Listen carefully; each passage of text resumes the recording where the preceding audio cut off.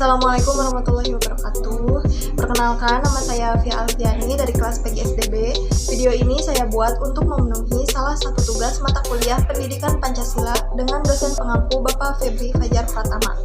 Di sini saya akan membahas tentang bahayanya radikalisme dan terorisme. Masalah radikalisme saat ini memang sudah marak terjadi di mana-mana, termasuk di Indonesia sendiri. Pengaruh radikalisme yang merupakan suatu pemahaman baru yang dibuat-buat oleh pihak tertentu mengenai suatu hal, seperti agama, sosial, dan politik, seakan menjadi semakin rumit karena berbaur dengan tindakan yang cenderung melibatkan kekerasan.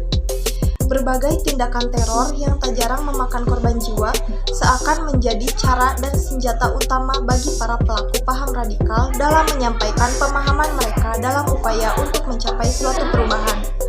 Berbagai propaganda paham radikal masih terlihat di beberapa tempat, seperti perguruan tinggi, masjid, organisasi masyarakat, dan bahkan dalam lingkup pemerintah pun sekarang sudah memasuki wilayahnya. Hal ini menjadi perhatian kita, seperti baru-baru ini yang terjadi sebanyak 50 penceramah serta pengelola di 41 masjid di beberapa kementerian dan lembaga hingga badan usaha milik negara atau BUMN terindikasi terpapar radikalisme. Tak hanya itu, terdapat 7 perguruan tinggi negeri di Indonesia yang terindikasi terpapar radikalisme.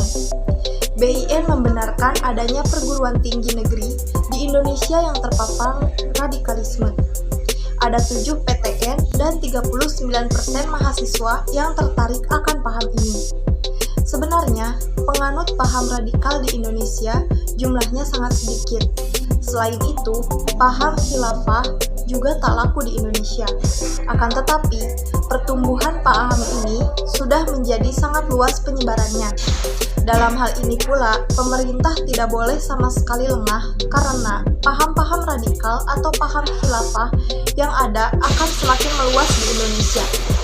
Adapun jumlah masjid yang terindikasi telah terpapar radikalisme itu, lantaran BIN bersama BNPT gencar memantau dan melakukan tindakan persuasif terhadap khatib yang kerap menyebarkan ceramah radikal dan intoleransi.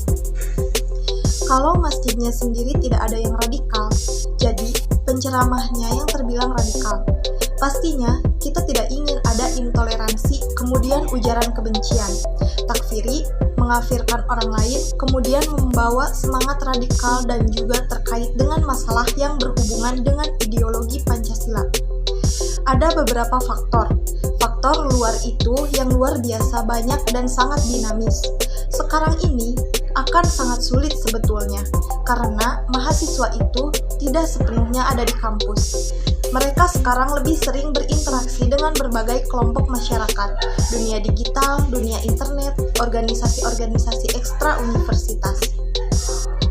Faktor dari dalam terkadang lebih terlihat di lingkungan pertemanan, yang banyak kita jumpai membawa pengaruh melalui doktrin-doktrin. Ada 3 kategori radikal, yakni rendah, sedang, dan tinggi. Kalau yang rendah masih dalam kategori yang masih ditolerir nilainya. Kalau sedang sudah mulai mengarah ke kuning. Kuning itu perlu disikapi lebih, tapi yang merah artinya sudah cukup parah. Maka ini perlu lebih tajam lagi untuk bagaimana menetralisir keadaan. Dalam hal ini menerangkan kategori tinggi atau merah itu diantaranya menunjukkan sikap simpati kepada ISIS atau kelompok Abu Sayyaf di Marawi, Filipina. Mereka juga memengaruhi sikap publik atau merah sudah mendorong ke arah gerakan yang lebih seperti simpati ke ISIS dan Marawi, membawa aroma konflik di Timur Tengah ke sini. Jadi, mengutip ayat-ayat perang, misalnya, sehingga menimbulkan pengaruh ke emosi, sikap, tingkah laku, opini, dan motivasi publik. Paham radikal dan paham khilafah menjadi sangat bermasalah di Indonesia, karena berusaha memaksakan kehendak kepada semua orang untuk mendirikan negara atas dasar agama tertentu. Padahal, masyarakat Indonesia terdiri atas berbagai macam agama dan suku yang sangat majemuk. Pemaksaan kehendak itu tidak sejalan dengan semangat ideologi bangsa yang mengayomi semua identitas di Indonesia. Dengan kondisi masyarakat yang seperti ini, akan lebih baik bila setiap elemen bangsa menerima adanya perbedaan identitas kemudian bisa saling bertoleransi. Hal itu akan menjadi kekuatan yang signifikan bagi bangsa dan negara Indonesia.